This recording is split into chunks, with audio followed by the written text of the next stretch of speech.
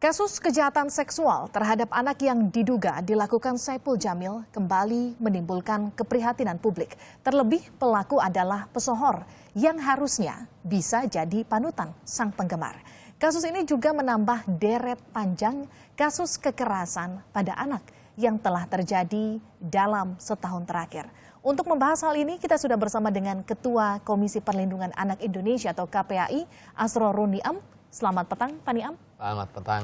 Dan juga pengacara korban Pak Osner Johnson. Selamat petang, Pak Osner. Selamat petang, Mbak. Dan juga kami akan mencoba menghubungi melalui sambungan telepon dengan salah satu pengacara Saipul Jamil, Kasman Sangaji. Kita ke Pak Osner dulu. Pak Osner, ini bagaimana kronologis dari mulai perkenalan DS dengan tersangka sampai akhirnya menginap dan terjadi kejadian seperti itu? Ya, terima kasih Mbak. Diawalin pada tanggal 31 Januari tahun 2016 ya. Persis setelah itu di lokasi Indosiar dan Mogot bertemu ketepatan klien kami itu DS berada di sana, bertemu dengan Saiful di sana, berpapasan di sama-sama mau ke toilet. Saiful memberikan senyum kepada DS dan DS pun memberikan senyum pada S ya, karena ngefans banget sama beliau. Nah kemudian S menanyakan kepada DS, siapa namanya Dek, diberitahu namanya, nanti kita tunggu abang ya, nanti kita sama-sama pulang ya, bilang gitu. Nah selanjutnya mereka setelah selesai acara, mereka sama-sama pulang, naik mobil S ya, DS ini ada temannya laki-laki, jadi mereka 2 orang, tetapi tidak sampai di rumah S di daerah Semper, Jakarta Utara, diturunkan dan mereka dikasih uang 50.000 untuk pulang. Untuk pulang. Selanjutnya S meminta nomor HP DS ya. Setelah selang berapa lama S menelpon DS apakah sudah sampai di rumah. Nah ternyata sudah sampai di rumah. Kemudian S menyampaikan supaya besok ketemu lagi di lokasi yang sama. Kemudian DS kembali ke sana. Nah berikutnya diajaklah pada tanggal 1 Februari 2016 ya. Setelah selesai acara diajak sama-sama pulang ke rumah S ya. Dan S meminta kepada DS supaya nginap di rumah. Tapi DS menolak dengan alasan bahwa belum izin dari orang tua atau ibunya. Baik. Dan selanjutnya besok sekolah. Kemudian S memperbolehkan pulang, dikasihlah mereka juga sama 50.000. Dan itu datangnya berdua juga? Iya, ya. Oke. Nah, di situ memang S kata DS memutar film-film ya dari handphonenya. Nah, kemudian pada tanggal 17 Februari film-film berkonten pornografi? Iya, iya. Oke. Ya. Nah, kemudian pada tanggal 17 Februari 2016, yaitu pada hari kejadian itu, di daerah Ancol, mereka bertemu ya, dan S mengajak pulang DS. Kali ini tidak ada rekan DS yang biasanya ikut serta? Sendiri. Okay. Nah setelah selesai acara yang di daerah Ancol, mereka mampir sebentar di daerah Cempaka Putih, kemudian sampai di rumah menjelang sore, DS disuruh mandi sama S supaya bersih-bersih. Setelah selesai mandi, dikasih celana pendek sama kaos, ya.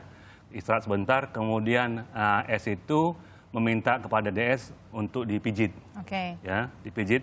Nah, DS itu tidak bisa menolak karena dia berharap bisa dipromosikan ya. Jadi DS juga berkeinginan untuk menjadi artis? Ya, dipromosikan, paling tidak ya bisa jadi asisten gitu ya. Nah, kemudian dipijit dari mulai betis sampai paha, kemudian S menyuruh kepada DS supaya agak naik dikit sambil S itu memegang paha DS sebanyak 2 kali, namun ditepis sama DS.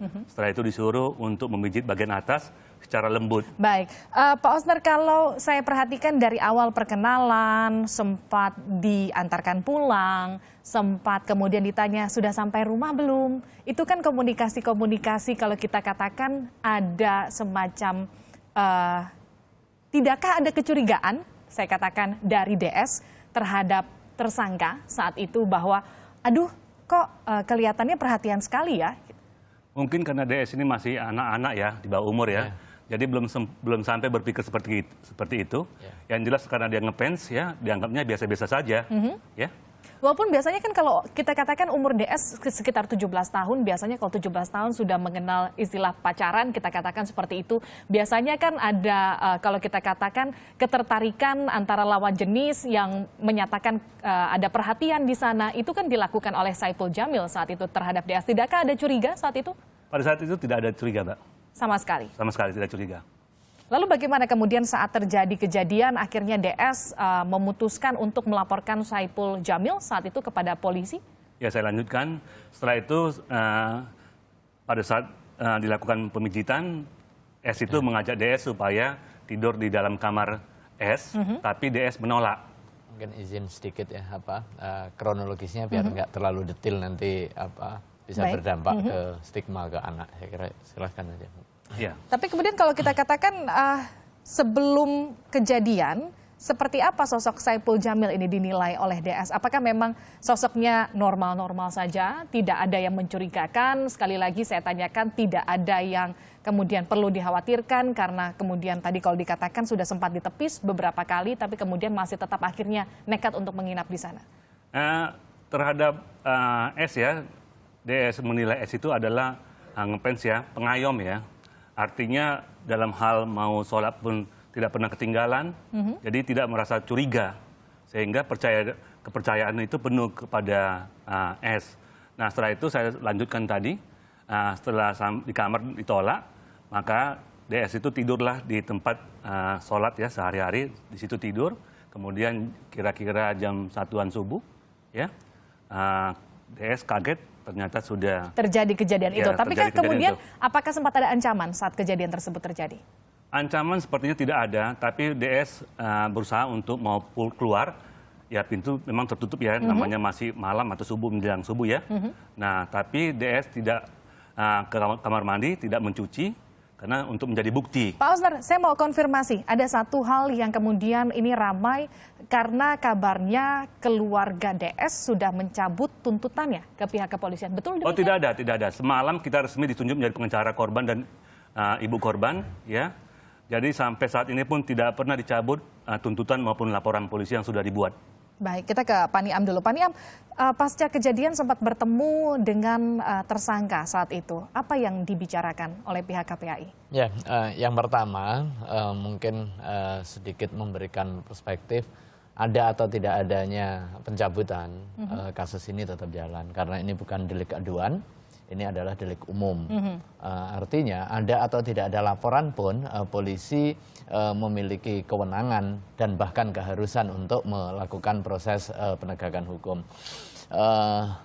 Itu yang pertama. Kemudian yang kedua, benar bahwa setelah kasus ini muncul dan kemudian dilaporkan pada hari Kamis ya, hari Kamis saya berkomunikasi dengan pihak kepolisian, saya kontak Pak Kapolres dan juga Kapolseknya. Pada hari Jumat pagi saya datang ke Mapolsek dan ketemu dengan Kapolsek sebelumnya untuk memperoleh penjelasan secara rinci.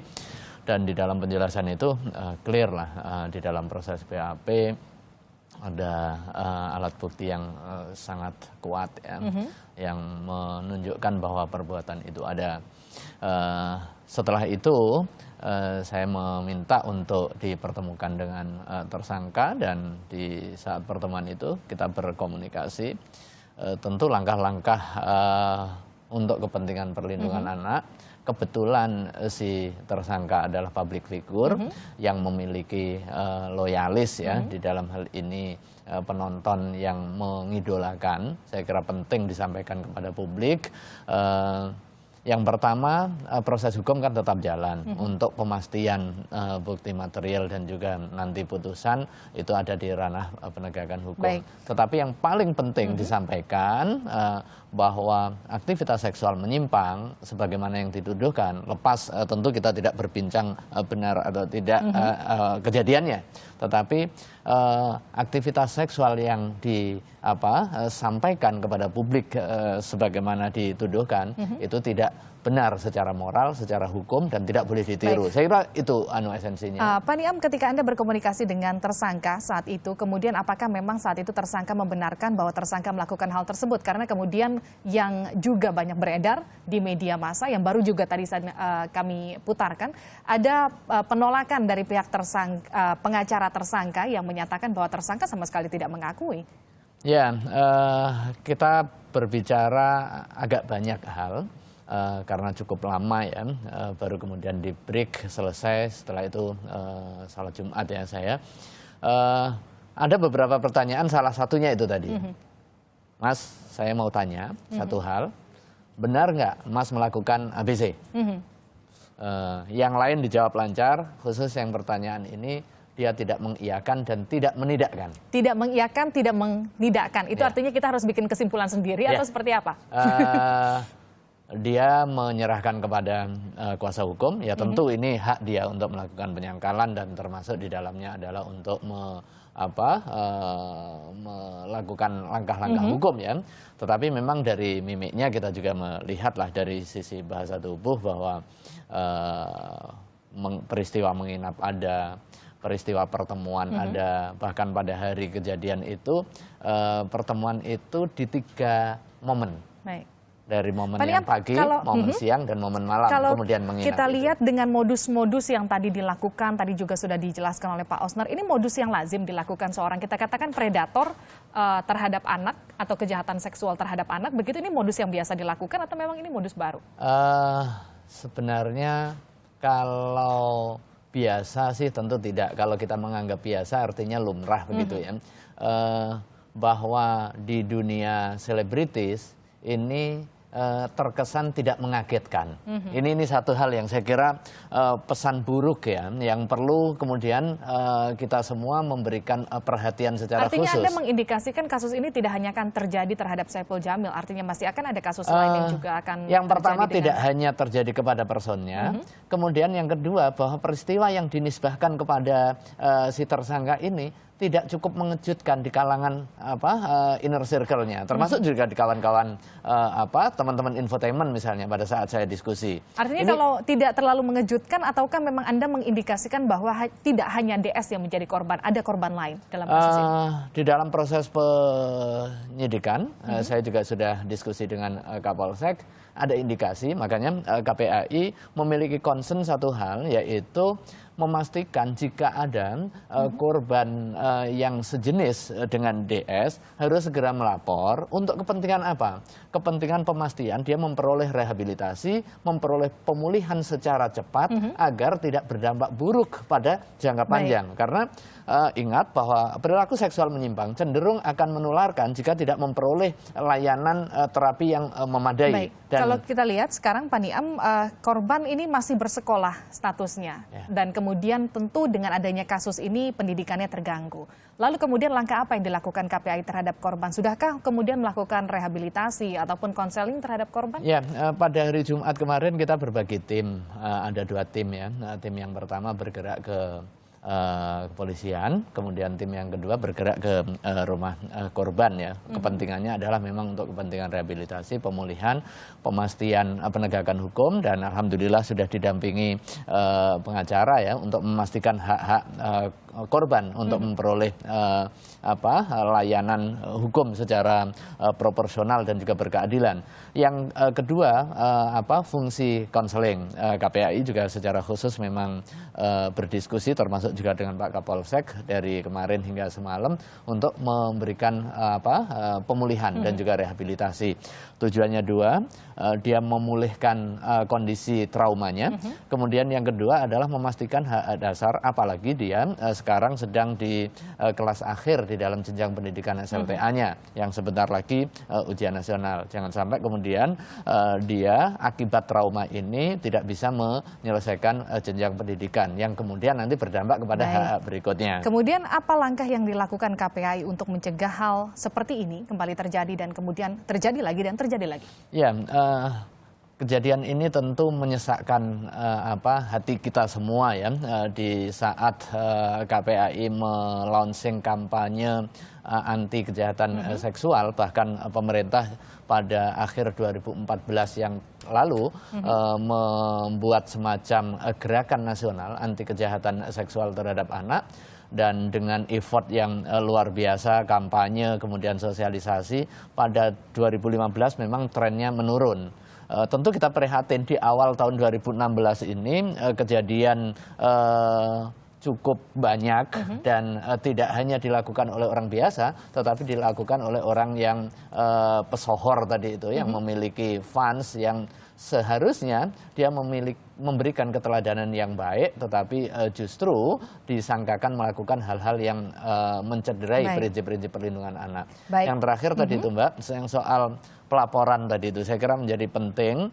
Kalau toh misalnya tidak berani lapor ke polisi karena persoalan keribetan, kemudian nanti dipanggil jadi saksi dan macam-macam, secara silent misalnya bisa datang ke KPAI untuk memperoleh pemulihan secara segera. Saya kira ini penting dan kita ingatkan kepada orang tua untuk melakukan pendekatan kepada setiap anak yang pernah berinteraksi atau yang ada indikasi perubahan gestur, perubahan psikologis dari asalnya periang menjadi pemurung, dari asalnya bisa bergaul dengan teman-temannya dan sendiri gitu, harus ditanya, diajak ngobrol secara hati ke hati. Membuka komunikasi dan mengidentifikasi anak-anak yang kemudian berpotensi menjadi korban dalam tindakan kejahatan seksual. Terima kasih dua narasumber saya telah bergabung bersama kami di Kompas Petang. Tadi juga kami berusaha untuk menghubungi pengacara Saiful Jamil, Kasman Sangaji, tapi ternyata masih tidak terjawab juga hingga saat ini, dan kami harus akhiri dialog kami sore hari ini. Ketua KPAI Asrorun Niam, terima kasih, dan pengacara DS Osnar Johnson, terima kasih telah bergabung bersama kami.